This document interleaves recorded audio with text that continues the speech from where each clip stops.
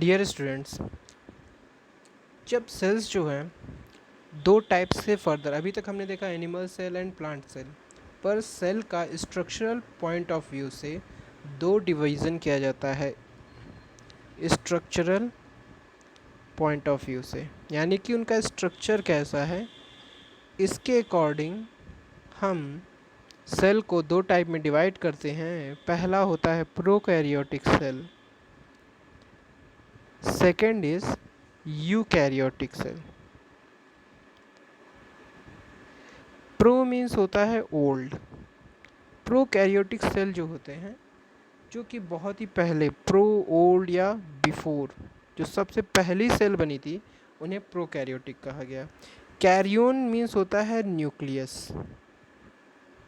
तो ये दोनों चीज़ें जो हैं डिफाइन जो है ये इन्हीं पे बेस्ड है। और यू का मतलब होता है, यू का मतलब होता है गुड या वेल, गुड या फिर वेल। और कैरियन का यहाँ भी ऐड है तो यानी न्यूक्लियस। तो जो प्रोकैरियोटिक हैं जिनमें अर्ली स्टेज थी, जहाँ पे न्यूक्लियस की अर्ली स्टेज थी, उनको प्रोकैरियोट में रखा गया। जो लेटर स्टेज या वेल डिफाइंड, डेवलप्ड या गुड न्यूक्लियस जहाँ पे हैं, उनको यूकैरियोटिक पॉइंट ऑफ व्यू में डिफाइन किया गया। तो ये जो होते हैं ज़्यादातर जो है इनके कुछ स्ट्रक्चर होते हैं जिनके अकॉर्डिंग इनको डिफ़ाइन किया गया। पहली चीज़ तो जो प्रोकैरियोटिक हैं ये सिंगल मेम्ब्रेन होते हैं, सिंगल मेम्ब्रेन। और जो यूकैरियोटिक होते हैं इनमें क्या होती है, डबल मेम्ब्रेन, यानी कि इसके जो सेल के बाहर जो कवरिंग होगी वो सिंगल होगी और यूकैरियोटिक में डबल कवरिंग होगी।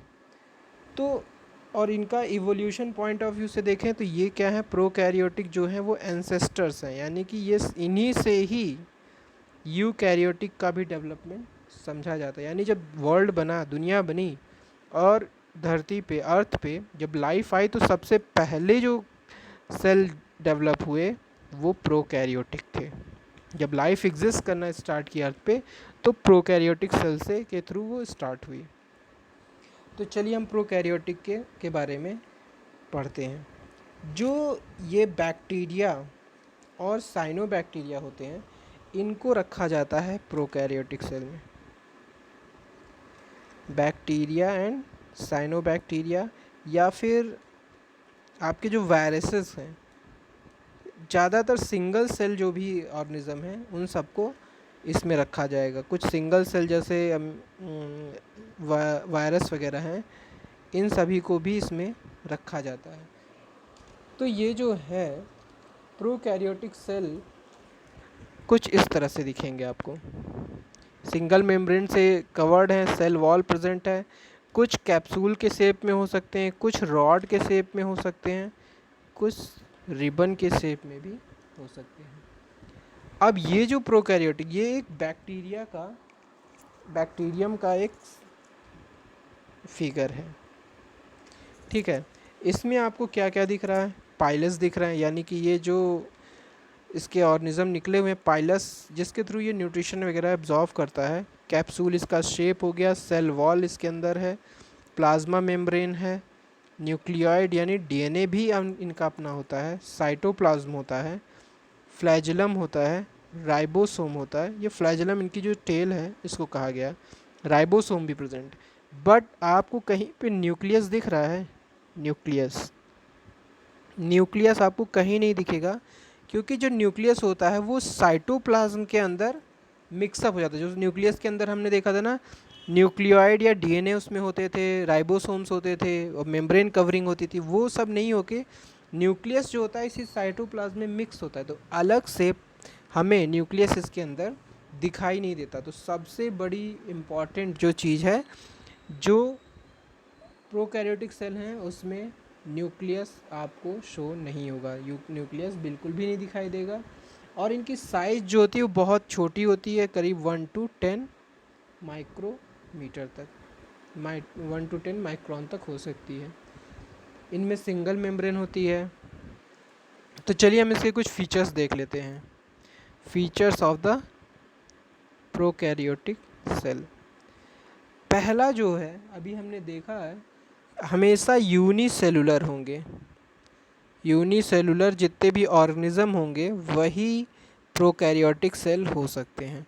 जो भी मल्टी सेलुलर ऑर्गेनिज्म होंगे उनको प्रोकैरियोटिक सेल में नहीं रखा जाएगा, क्योंकि जो मल्टी सेलुलर ऑर्गेनिज्म होते हैं उनमें हमेशा न्यूक्लियस जो होता है वो प्रोमिनेंट होगा, वो दिखाई देता है। स्मॉलर साइज होती है इन कंपैरिजन टू यूकैरियोटिक, करीब 1 to 10 माइक्रोन। थर्ड क्या है, ये सिंगल मेम्ब्रेन इनमें इनके अंदर होता है, यानी कि प्लाज्मा की एक मेम्ब्रेन इसके अंदर प्रेजेंट होती है। फोर्थ चीज़ क्या है इसके अंदर, they do not contain nucleus.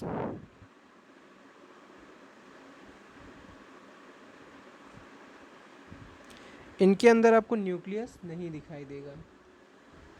और न्यूक्लियर मेम्ब्रेन, क्योंकि न्यूक्लियर मेम्ब्रेन एब्सेंट होती है, मेन रीज़न होता है न्यूक्लियर मेम्ब्रेन एब्सेंट होने की वजह से क्या होता है कि न्यूक्लियस को अपना कोई शेप नहीं मिल पाता, तो न्यूक्लियस के जो सारे मटेरियल होते हैं वो साइटोप्लाज्म में मिक्स होते हैं और न्यूक्लियस आप नहीं देख सकते। तो जो डीएनए और ये सभी होते हैं वो क्या होते हैं, साइटोप्लाज्म के अंदर आपको दिखाई देंगे। यानी कि यहाँ पे आपको कहीं न्यूक्लियस नहीं दिख रहा है, बट न्यूक्लियोइड या जो डीएनए रिबन्स होते थे वो सेल के अंदर होते हैं, वो आपको यहाँ पे इस तरह से साइटोप्लाज्म के अंदर ही दिखाई देंगे। तो ये जो है ये सारी चीज़ें, और क्या चीज़ें इसकी मतलब कि कैसे आइडेंटिफाई करेंगे, माइटोकॉन्ड्रिया, गोल्जी कॉम्प्लेक्स, शॉर्ट में लिख रहे हैं जीसी, प्लास्टिड्स,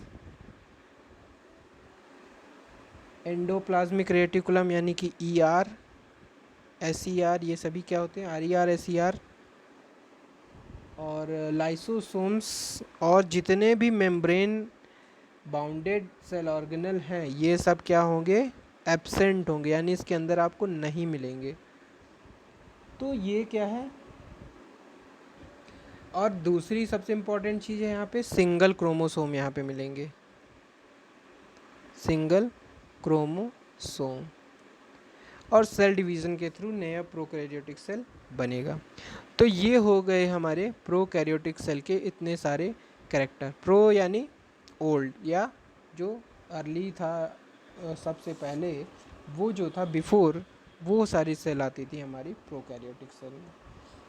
तो ये जितने भी सिंगल सेल ऑर्गेनिज्म हैं वो सभी बैक्टीरिया, वायरसेस, ये सभी आएंगे हमारे प्रोकैरियोटिक सेल के अंडर में। यूकैरियोटिक सेल के बारे में हम देखते हैं। यूकैरियोटिक सेल हमने पहले पढ़ा है एनिमल्स और उनके बारे में, प्लांट्स के बारे में, वो सभी क्या है, यूकैरियोटिक सेल हैं। यूकैरियोटिक सेल के अंदर आपको देखिए न्यूक्लियस जो है प्रोमिनेंटली दिखाई देगा, एंडोप्लाज्मिक रेटिकुलम, माइटोकॉन्ड्रिया और गोल्जी कॉम्प्लेक्स, सब कुछ आपको यहाँ पे दिखाई दे रहे हैं। वैक्यूल्स, राइबोसोम्स, लाइसोसोम्स, सारे जो सेल ऑर्गेनल हैं आपको दिखाई देंगे, क्योंकि इसके अंदर, सेल के अंदर सारे जो ऑर्गन्स होते हैं उनकी प्री डिफाइंड मेम्ब्रेन होती है। यूकैरियोटिक जो होते हैं वो जितने भी लिविंग ऑर्गेनिज्म हैं, all living organism accept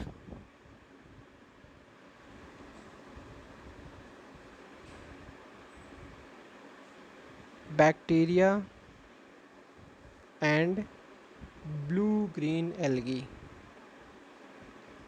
blue green algae भी प्रोकैरियोटिक के अंडर में आएगा।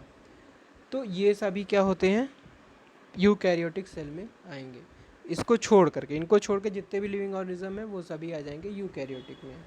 अब इसके फीचर क्या क्या होते हैं, कैसे आइडेंटिफाई करेंगे, यूनिसेलुलर और मल्टी सेलुलर दोनों आते हैं इसके अंदर।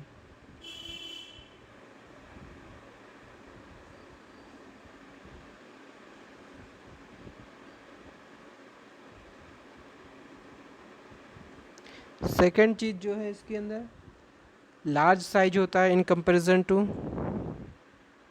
प्रोकैरियोटिक सेल्स, लगभग 5 to 100 माइक्रोन। थर्ड चीज़ क्या है कि न्यूक्लियर मेम्ब्रेन इसके अंदर होती है, जिसकी वजह से हमें न्यूक्लियस दिखाई देता है। They have definite nuclear membrane. ठीक है।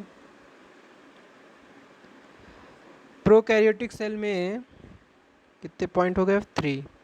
प्रोकैरियोटिक सेल में हमें सिंगल क्रोमोसोम मिलता था, यहाँ पे मल्टीपल क्रोमोसोम प्रेजेंट होते हैं।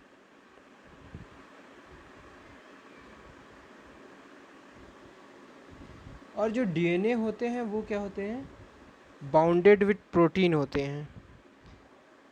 और ये जो membrane bounded mitochondria, lysosome, endoplasmic reticulum, ये सभी क्या होते हैं? यहाँ पे membrane bounded cell organelle present होते हैं।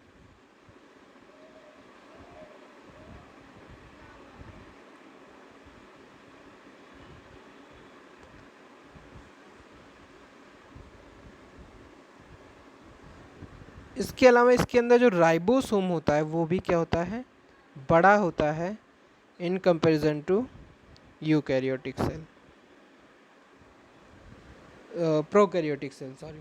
तो जो मैंने आपको पिक्चर दिया है कंपैरिजन वाला डिफरेंस का, वो भी आप क्या करिएगा? लिख करके याद कर डालिएगा। तो ये हो गया हमारा प्रोकैरियोटिक और यूकैरियोटिक सेल के बारे में।